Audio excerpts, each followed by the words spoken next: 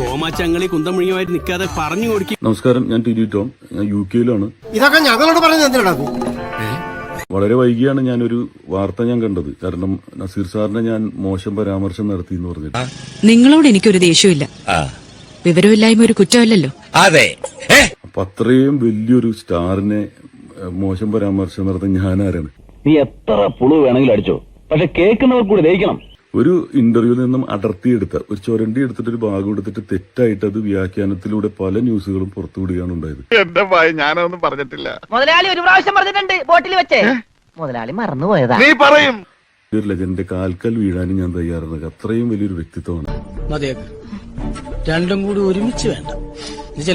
അപ്പോ അതിന് ഞാൻ എന്റെ ഭാഗത്ത് തെറ്റുപറ്റിയിട്ടുണ്ടെങ്കിൽ ഞാൻ ക്ഷമ ചോദിക്കുന്നു. ഈസി ആയല്ലോ. അപ്പൊ എല്ലാം ഈസി ആയല്ലോ. All the best. God bless. ഇൻഷാല്ലാ. ഇനി മേല ഇമാതിരി പോക്കൃതം കാണിക്കണം.